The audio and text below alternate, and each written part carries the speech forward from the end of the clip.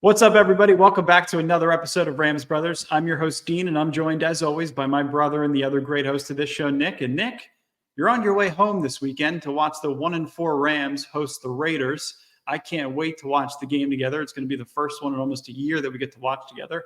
But first and most importantly, how are you, my good brother? I'm great, man. You know, I want to give a shout out to Autograph. They paid for my ticket home, so more Rams content can be made by the Rams brothers while we are together. But yeah, I'm looking forward to being home, seeing the fam, hanging out with my nephew. But shout out to Autograph. They are the real heroes in this situation. Use our referral code RAMSBROS when you download the app. And type that in before at the referral code section. It's a super cool app where podcasts and articles and all types of information, all you have to do is read it and listen to it on the app. And then that gets you points that you can bank up and use for merchandise or tickets or anything related to your favorite franchise. It's a super great app, and we're proud to have them as a sponsor. I love it. And while we're here, let's remind everybody too.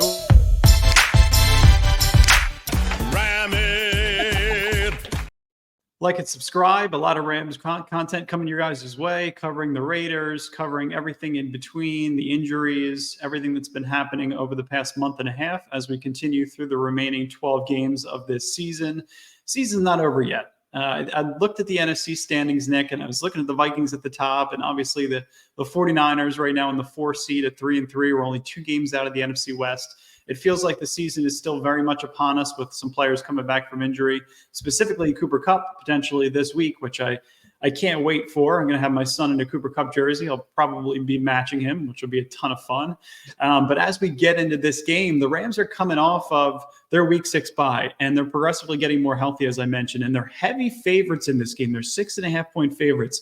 They're the second biggest favorite of Week 7 behind only the Commanders, who are playing Carolina. So they've been 6.5-point favorites in 12 of 62 games since Matthew Stafford has arrived in LA. And in the McVay era, they're 32-5 when favored by 6 or more points. So some pretty interesting numbers just to kind of kick us off in terms of betting odds, betting favorites. And I think that the Rams are in a good position to win this game coming off of the bye, despite the fact how shaky this season has felt so far. 32-5 straight up, but not against the spread, I would imagine, right? Yeah, straight up. Yep. Yeah. I was gonna say, I feel like whenever we are big favorites, we usually pull the win out, but I don't think we ever cover. So I'm not. You know, in the beginning of the week, that spread started at Rams -5.5.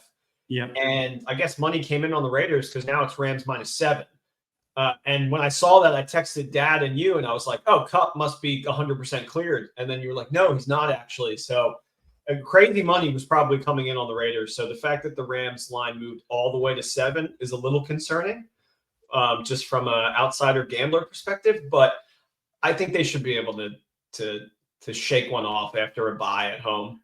Yeah, it depends what book you're looking at. I'm seeing it at 6.5 on DraftKings. I think on NFL Pro, you're getting it at 7. So like there's a couple of different odds that you could probably, and it's continuing to go in the Rams' direction. So it's good signs potentially for Cooper Kupp. He was a participant in individual practices. So he's off to the sideline doing some individual work. He was in practice as a limited participant. So I think he's going to be up to speed. You get him as a full participant by tomorrow.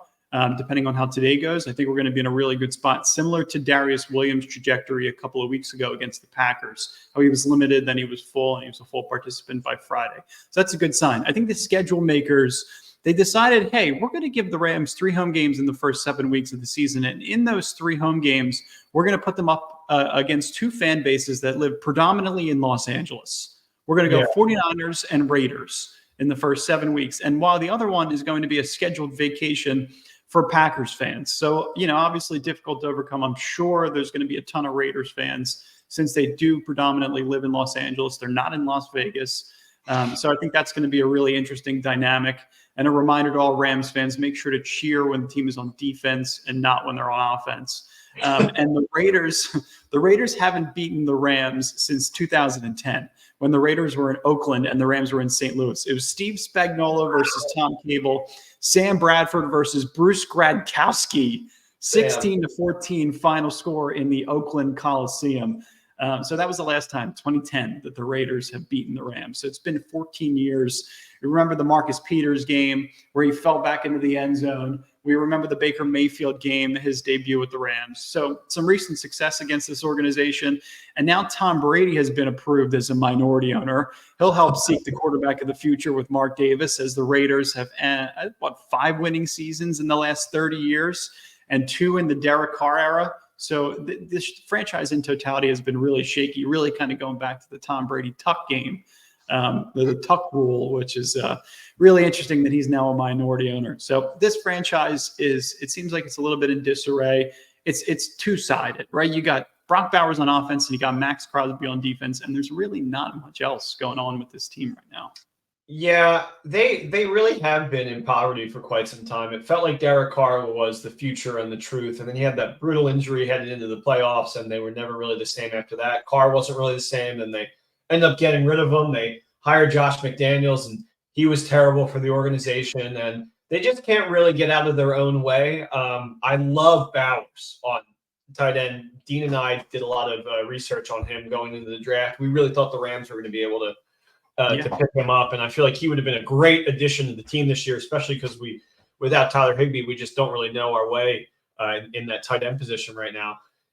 But overall, the Raiders are a team that, if you're a serious football team, which I'm not sure the Rams are right now, but if you are, you have to beat them. You have to. They are like Gardner Minshew might be starting. It might be the kid who's like kind of backing up, but they don't really know who the quarterback is. It's just the fact that it has been since the Rams played in the Oakland Coliseum, where half of it is a baseball field, is the last time we lost to them, shows that we have been on the incline and they have just been on a steep decline for quite some time. I miss games played in that stadium, though. I always thought that was so interesting.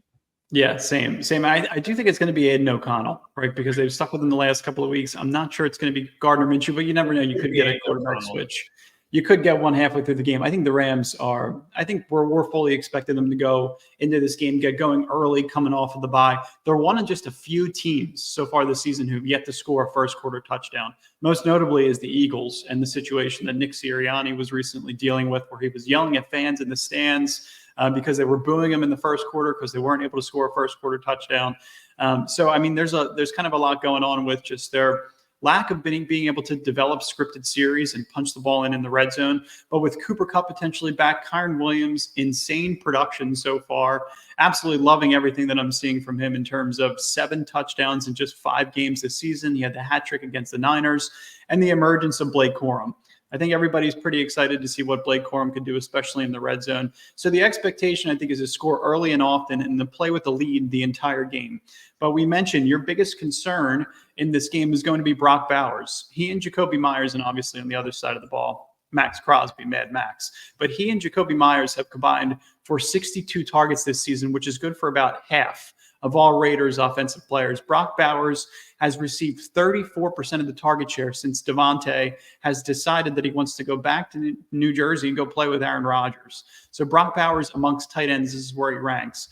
First in targets, first in catches, and first in yards as a rookie. And I was just thinking about the dynamic of, like, if you didn't invest in Jared Verse and you ended up trading for Brock Bowers, it probably would have been a really decent stopgap and probably would have supported the argument that the offense is going to carry the load while the defense continues to trend in the right direction as the season progresses, with the faces being so young.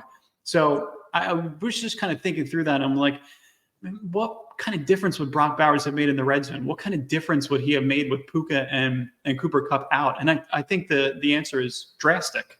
Yeah, I think it's a huge amount of difference. They say that the tight end is the quarterback's best friend, just because it's such a safe option, and he can block and then also go out for the pass. I like in the blocking game too, which the Rams primarily use the tight ends for. I feel like he would be great there. He's a huge body. He's not like a small Kyle Pitts tight end. That's really just a wide receiver 3. It would have been fantastic to see him. I think we probably, just based on what we've been seeing from Verse, and like we know that he's getting the pressures, he's not completing the tackles. I think if you were to sub them out just like in a year, like and simulate the year again, I think we probably have one more win, maybe two more wins. I don't know. Right. Yeah, no, I would agree too. And like, the Jared Verse situation, I think this is going to be his coming out party. I really do, right? Because of the situation he's dealing with, who he's going to be going against in terms of Colton Miller for the majority.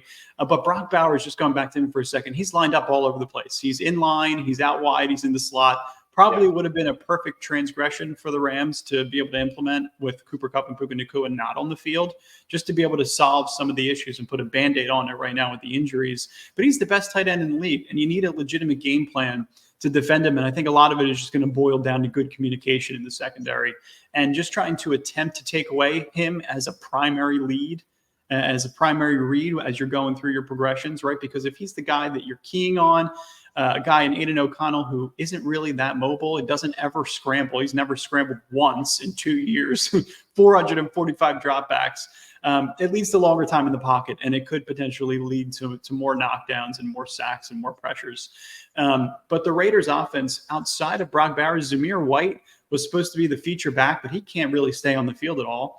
Alexander Madison has taken a bulk of the carries as of recently, and the Rams are second worst against the run right now. But I feel like the matchup is in favor with a struggling offensive line and a lack of true talent in the backfield to be able to get on track and to be able to stop the run a little bit in this game, because I think the Rams are averaging over 150 yards given up on the ground.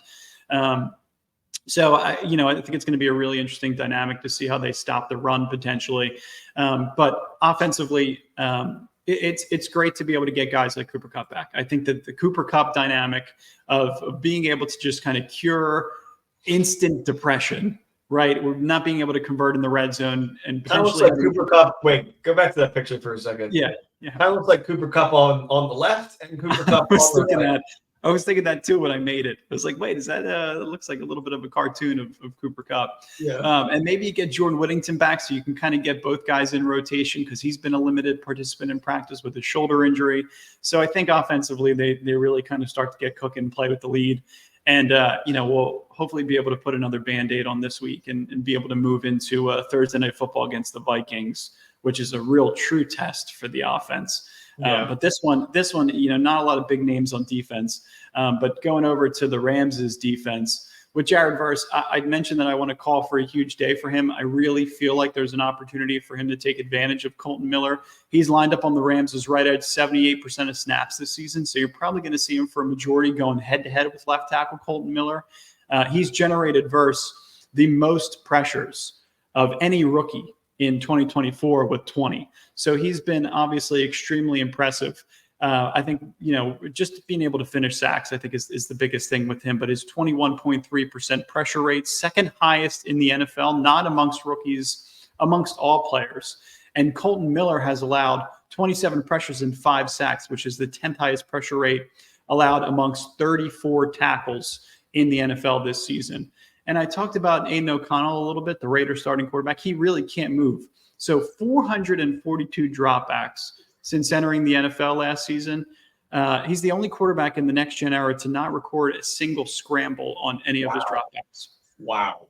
That's terrible. You're coming off a week where you played Kyler, you played Brock Purdy, Caleb Williams, Jordan Love. He's a statue back there. So if you can't finish sacks on this guy, I think there's a legitimate problem.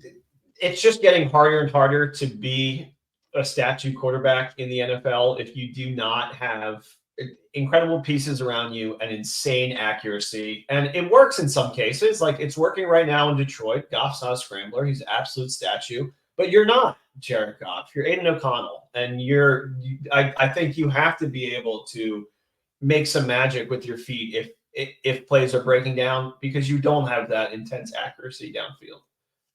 Yeah, and also, much better play caller in Ben Johnson calling that offense, right? They know the quick game.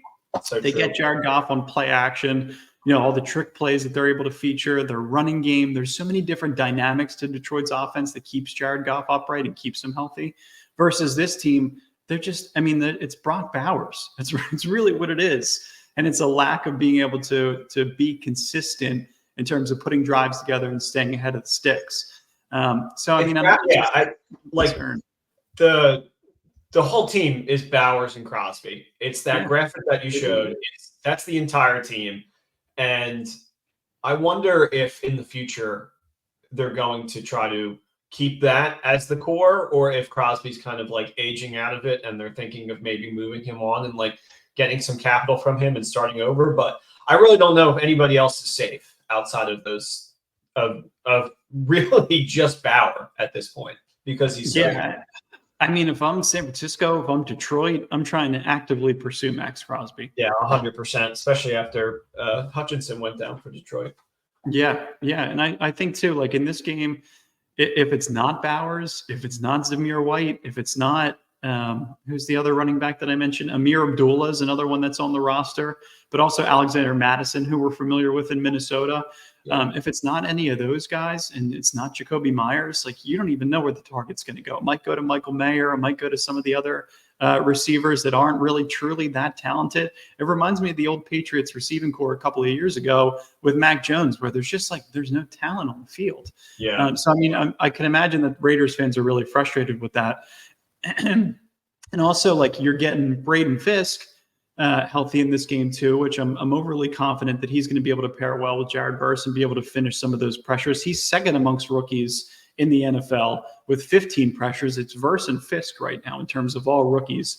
And Kobe Turner is fifth amongst all interior defensive tackles with pressures. So it's just a matter of finishing plays. And if there's one situation, if there's one game out of the remaining 12 games of this season where they actually finish plays, it would be against this quarterback and against this team.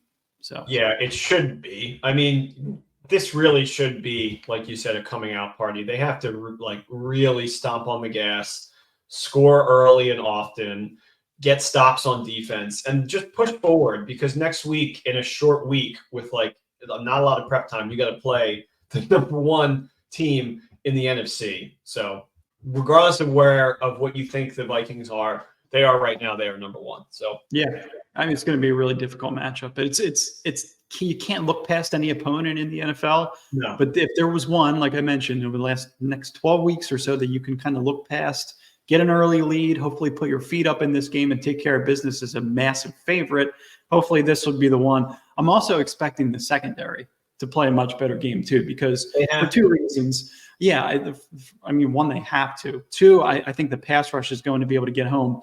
But three, I just don't think they're talented enough from a skill player perspective to rack up explosives and score a ton of points in this game. The one thing that the Packers had in that previous game was explosives, right? They had a couple of big plays, obviously, to Tucker Kraft, to one of their four talented receivers. It wasn't Dobbs, it wasn't Watson, it was Jaden Reed, rather, that had the big play. Where Akello was still getting up to speed. They had a couple of other guys trying to cover him downfield. But I just don't expect them to score a ton of points in this game. They're right now averaging 18.2 points, the offense. I expect Darius Williams, too, to be 100% healthy, coming off of the bye week. Akello right back up to speed. Trey White, I think, is going to be on the bench again. So they're going to kind of go from what they had already previously developed against Green Bay, and hopefully to be able to continue to adjust and rotate players who really need meaningful snaps and who really want them, like Jalen McCullough. I thought it was pretty interesting that Cameron Kinchins didn't get any snaps against Green Bay, and it was primarily Jalen McCullough back there. They're doing a lot of things in the secondary with Quentin Lake. I think you'll see him guarding Brock Bowers for the majority once they move him up in the box. But then maybe you also see Cam Curl. You also see probably these two, Troy Reeder and Christian Roseboom, try their fair share at guarding Brock Bowers. Charles Woods, too, in the slot, potentially see. So it's going to be a rotation. It's going to be a communication effort for the secondary to be able to really step on the gas and get the job done on defense. I'm just happy that they're mixing things up. Doesn't matter how much you pay Trey White, Yeah. It's like, if he's not doing it, then you got to mix it up. But then go out there and keep Reeder and Roseboom out there, which I just don't understand. I think we got to try to do something to mix it up. The big trades are happening. They're happening right now. I don't think you need a big trade. We just love some linebacker, really. Yeah, that's all. Yeah, I mean, even from Hummel and Spates, I think you could really get something out of those guys, even in rotation, just to see what they got, if it makes a difference. I think Spates is good sideline to sideline. I think Hummel's really consistent in the Troy Reeder role. I think it's just a matter of who wears the green dot and who really understands the defense. But it's the difference of having instincts versus fully understanding the defense and knowing where you need to be. And sometimes instincts take over, and you need to be able to make a play on the ball. So, again, I'm confident in this game. I don't have any keys to victory. It's just play your game, get off to a lead, and get home on the pass rush, because this guy back there is going to be a statue. Don't abandon ship. Do what's working. Stick to the run. You know, like don't be afraid to just keep pounding the ball. Get a lead early and get to the red zone. You got to score. You just have to push in a touchdown.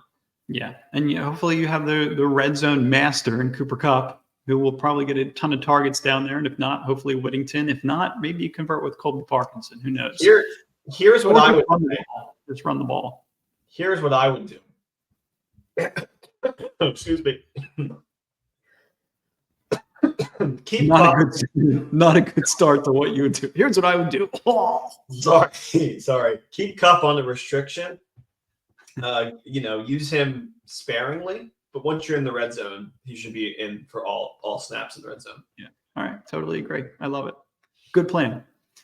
Good plan to round out the keys to victory. And I think we're ready for the best part of the week. One more time. Next picks. Let's do it. All righty, next picks. Man, things are not great over here at Nickland. Another abysmal week with low ratings and bad picks. We are begging the producers to let us keep the theme songs going, and they said, okay, on one condition. You have to rock our socks off. And I said, okay. And I said, picture this. Dark stage, beam of light. Dean, play the song. Let's do it. 3, 2, 1. In the ancient time, a Nick led the way, but no one seemed to follow his picks. Chimes, Dean. In his heart he knew the Rams must be true, but the legend of Nick's rent was way past due, because he cannot stop betting on the Jags. Nick, please stop betting on the Jags. That's it. That's it. Oh, I love it. That's funny. So yeah, second or third this year under the Gruden one. Nothing's going to beat Gruden for you, I don't think. That's like your favorite video in the entire world. It's hysterical. So yeah, we lost money last week. I'm late on my rent check, but that's all right. We have some stone cold fire locks coming at you. Call me Kirby because I'm coming right back at you. Anyone remember that show? Maybe a preview of the theme song next week. You remember Kirby right back at you? No. It was in Donkey Konga as one of the songs you could play. You don't remember that? No? Okay. Probably if I heard it. Broncos at Saints. It's not always that me and Dean get to do an episode this early on Thursdays, but when we do, we bet on Thursday Night Football. This is a slop of slop. This is the bet that if you bet on this game, maybe call that 1-800 number that's on the billboard on the way to Atlantic City with the drowning hand. You know what I'm talking about? Yes, anyway, I do. Yeah. I love the Saints. I'm not really sure how the Broncos have 3 wins and the Rams only have 1. Honestly, if I think about that more than a minute, it's going to piss me off. I'm not a believer in Knicks of the Bo variety. I think everything the Broncos are doing well is in spite of him. They're a powerhouse defense, and that's huge. They create turnovers. They capitalize on the short field that they get from those, and they win close games. But hear me out. Spencer Rattler kind of balled out last week. 243 yards, 1 touchdown, 2 interceptions, not that big of a deal. Look, I don't think the Saints are going to make it pretty, but I like what I saw enough from Rattler last game, more than I saw all year from Bo Nix. Sean Payton can eat 16 warheads and his face will still look the same. Doesn't matter. Give me Saints +3, 28-24, dub to start the week. And I'll take over 37. I think that's just disgustingly low, and they're begging you to they're like daring you to take the over because both these teams are just pathetic. But I'm going to do it. I'm going to take the over. I actually like the Broncos in this game. I kind of like what I've been seeing from Bo Nix, and yet the Saints are down two of their top pass catchers. No Rashid Shaheed. There's another player that's going to be out. I think Bud Means from Pitt is going to be the leading receiver in this game. So tough sledding for Spencer Rattler. If he can get it done, I'll be impressed. I think I just have PTSD from primetime Broncos games when Russ was so bad that first year with Nate Hackett, and we had to watch them like 7 times. I can't put my faith behind them right now. That's fair. I get it. What's next? Pats at Jags. We're going back to the Hotspur. I'm sorry, everyone. I just can't quit these Jags. I woke up at 6 a.m. ready to watch them dog walk the Bears, and the Bears actually dog walk them. I had my Jaguars mug that I got from Goodwill with coffee that's already cold by 6:30. I felt like everyone gave up on this Jags team, including the players. But that's when we pounce, cat pun intended. Drake May, starting for the Pats, who was pretty good last week, had spurts of hope for them. But besides last week, rookie quarterbacks have been winless in England. Caleb Williams broke that streak.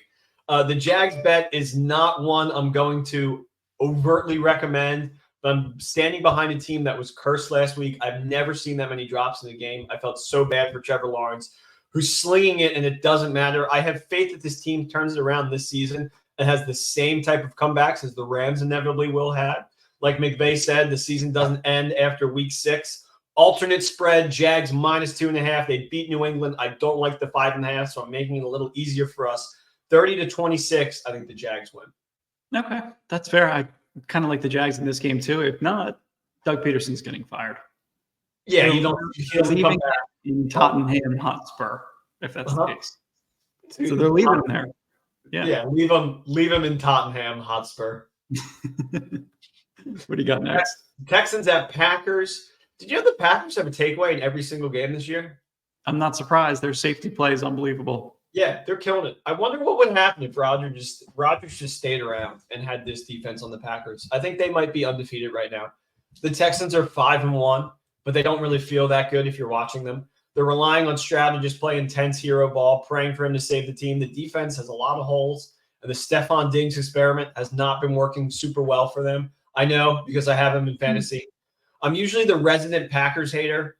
I'm just going to be honest. It's who I've become. I think they paid Love too early. He goes down and they win 2 games without him this year. But they're home against a struggling Texans team that is not as good as the record. And I think they win this game quite easily. I'm loving the Packers -3 here. I'm going to take it 18-27. Packers on top, and I don't think it's a problem at all. I like the Packers in this game too. I think they're playing some solid football. So, and the last week was really impressive. So hopefully they can continue that. But I mean, for our sake, we want the Texans to win so that it doesn't continue to impact the NFC, and they're not a wild card team. Yeah, we do, but I also want my wallet to win, so I'm not going to be hoping for the Texans. Run it back. We got Saints +3, over 37 in Saints Broncos. Jags alternate spread -2.5. Packers -3, and my quick pick is Rams money line. I don't care that it's -250. I need to see one win. The Rams have to win. If they don't, I will be in shambles. Our dad's going to have a mental breakdown. I can almost guarantee it if they lose this game. He's going to tell me that I'm a disappointment. I don't know. Something like that will inevitably happen if the Rams lose. So I'm praying for a Rams win. That's fair. Yeah, I think we all like Rams money line in this game. Who knows what he'll say? Because remember they lost to the winless Jets. Was it back in 2020 or 2021? 2020, at the height of the pandemic. This man, I'm not gonna. He was not having good fortune in other places in life, and he made that win or that loss everybody in our family's problem for like. It was horrible. That's what a good diehard Rams loving dad does, apparently. Yes. I will not be continuing that streak with my family. Good. Well, I'm hoping your bets go 4-0. I think we need it for the record, for the sake of the record. 5-0. Yeah, I'm gonna go out with a crazy lock, which nobody will ever expect, but I'm gonna lock it in here. Blake Corum anytime touchdown. Whoa! Wow, I love it. CJ Anderson type vibes out of that. You'll probably get some good odds on that too. I haven't looked at the odds, but yeah, why not? Throw it in. Let's do it. Let's do it. We appreciate you guys so much. Thanks for listening as always. Go Rams. Let's get our second win of the season and move some momentum in the right direction and continue fighting throughout this entire season because we got a long way to go. We do. Appreciate you guys listening. Horns up, baby. Peace. Go Rams. Go Rams.